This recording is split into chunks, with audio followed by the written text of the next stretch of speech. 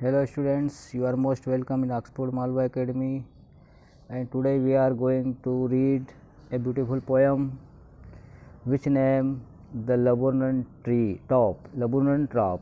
Laburnum Top मतलब होता है, laburnum का मतलब होता है अमलतास और top मतलब होता है उसकी जो ऊंचाई, यानी कि जो ऊंचा है, सबसे ऊंचा पेड़ है laburnum top नाम का, मतलब laburnum ट्री जो होता है वो सबसे ऊंचा पेड़ है और उसके बारे में यहाँ पर कवि ने चर्चा की है।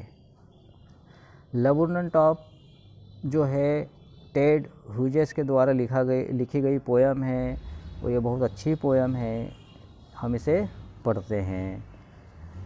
अब इस पोयम में कवि जो है कहना चाहता है, उस पेड़ की खासियत बताना चाहता है जिसमें पीले पीले फूल होते हैं और इसके पॉइजनस जो जहरीले बीज होते हैं, उन जहरीले बीजों के बारे में बताया है। उस पर जो चिड़िया निवास करती है उसके बारे में यहाँ पर कवि ने बताया है। वो चिड़िया कैसे किस प्रकार अपने यहाँ पर बच्चों की देखभाल करती है, किस प्रकार वो वृक्ष, जब चिड़िया वहाँ पर नहीं रहती है, पशु मतलब पक्षी वहाँ पर नहीं रहते हैं तो किस प्रकार उदास होता है।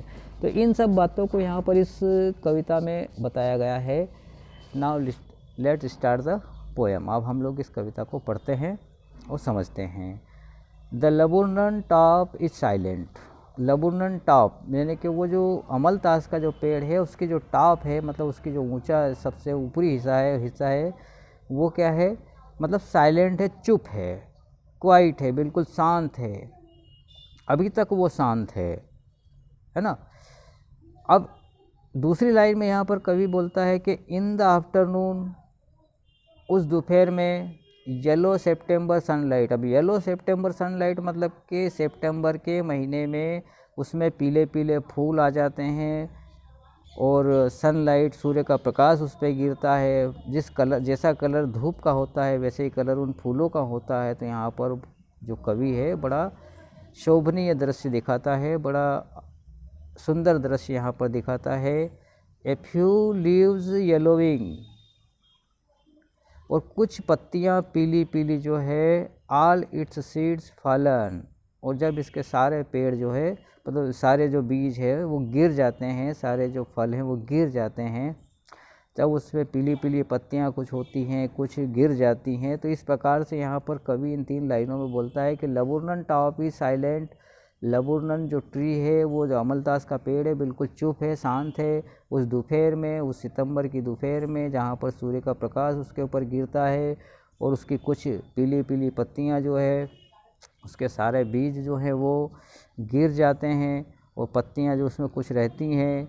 इस प्रकार से इन 3 लाइन में यहाँ पर कवि हमसे बोलता है। अगले लाइन में वो बोलता है कि टिल द गोल्ड फिंच कम। ये कब तक उदास रहता है, जब तक कि यहाँ पर वो गोल्ड फिंच नाम की जो चिड़िया है वो नहीं आ जाती, जब तक वो उदास रहता है। कम्स विथ ए ट्वीटरिंग चिरप, और वो जो है ट्वीटर कर रही, बिल्कुल चिरप कर रही है, चहचहा रही है। A suddenness a startlement at a branch and, वो सीधे सीधे चिल्लाती है और अचानक क्या होता है कि उस ब्रांच के आखिरी सिरे में वो बैठ जाती है। Then sleek as a lizard, और उस प्रकार से जैसे कि चिकना हो, वो जो लिजर्ड होती है, जैसे कि चिकनाई पर वो जो चलती, जिस प्रकार एक छिपकली जो होती है वो चीज़ जैसे चिकनाई पर चलती और फिसलती रहती है, ऐसे ही वो इधर उधर भटकती रहती है। एंड अलर्ट एंड अब्रप्ट, और आकस्मिक रूप से और अलर्ट, जागरूक रूप से बिल्कुल वो रहती है वो चिड़िया। उस चिड़िया का नाम है गोल्ड फिंच, जो कि उस पेड़ के अंदर निवास करती है। पहले तो आती है और वो चहचहाती है और उस ब्रांच के आखिरी सिरे पर बैठती, मतलब कि कोने कोने पर बैठती है।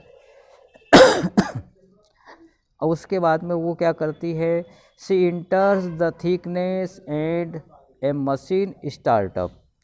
अब जैसे ही वो उस ब्रांच के एंड से अंदर जाती है, उस मोटे तने की ओर जाती है जहाँ उसका घोंसला बना हुआ है, उस घोंसले में जाती है। एंड ए मशीन स्टार्टअप, और फिर क्या होता है कि एक मशीन चालू हो जाती है एक तरह से। और मशीन कैसे, जैसे कि किसी कंपनी में जाते हैं और कोई मशीन चालू करते हैं तो भर भर की आवाज़ आती है, वैसे ही अब मशीन कौन है यहाँ पर, तो उसके बच्चे हैं। वो बच्चे जो है जैसे ही उनकी माँ अंदर जाती है, घोंसले में जाती है, वो क्या है चीटरिंग करने लगते हैं, चहचहाने लगते हैं, बोलने लगते हैं।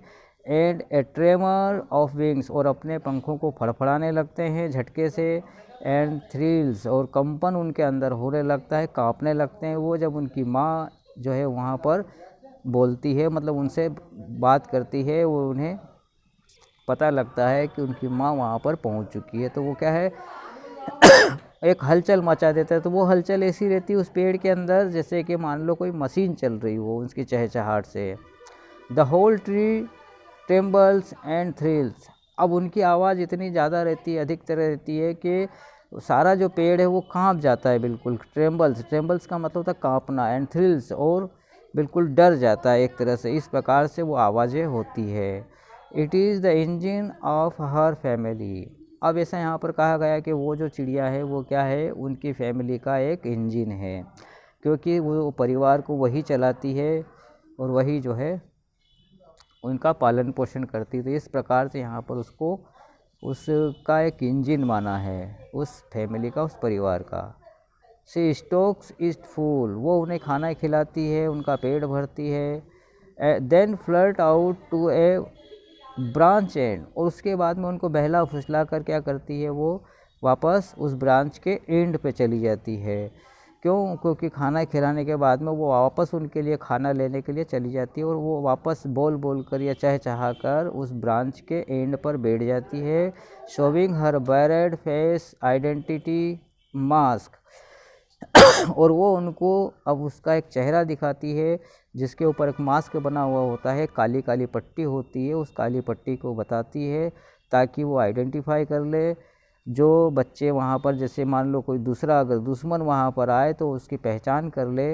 इस कारण से वो उनको एक अपना मास्क दिखाती है, उसके जो सिर पर काली पट्टी होती है उस पट्टी को दिखाती है ताकि बच्चे पहचान ले और अजनबी को वहाँ पर आने से पहचान ले।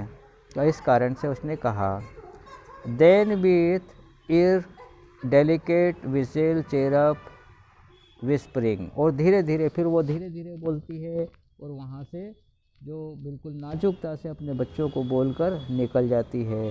सी लॉन्च्ड अवे, फिर वो वापस अपनी शुरुआत करती है एक नई, उस खाने को लाने के लिए, उस अपने बच्चों के पालन पोषण के लिए। तो यहाँ इस अमलतास के जो पेड़ पर ये जो घटना होती है, टूवर्ड्स द इन्फिनाइट, और वापस जो है अपने एक अनंत आसमान की ओर चली जाती है और नई खोज में वो चली जाती है। And the laburnum subside to empty, और वापस फिर क्या होता है, जैसे ही वो चिड़िया चली जाती है वो पेड़ बिल्कुल फिर खाली हो जाता है, और यहाँ पर फिर वो जो है पेड़ चुप हो जाता है, साइलेंट हो जाता है। और फिर वो चिड़िया आती है, फिर उस पेड़ में खुशी, मतलब उस पेड़ को खुशी होती है जब वो चीरपिंग करती है, वो चहचहाती है, अपने बच्चों से बात करती है, बच्चे उससे बात करते हैं। तो इस प्रकार वो पेड़ फिर खुश हो जाता है। तो इस प्रकार यहाँ पर जो लेबनन टॉप जो बताया गया है, जो लेबनन ट्री के बारे में बताया गया है, तो इस प्रकार से वो जो है बिल्कुल साइलेंट रहता है, चुप रहता है, लेकिन उस चिड़िया के आने पर उसमें खुशी शामिल हो जाती है। तो ठीक है स्टूडेंट्स, ये हमारा एक चैप्टर हुआ, ये पोएम हुई जो टेड ह्यूजेस के द्वारा लिखा गया था। बहुत अच्छे पोएम है ये। इसके जो आगे क्वेश्चन आंसर हम लोग अगले वीडियो में करेंगे। Have a nice day, okay, best of luck.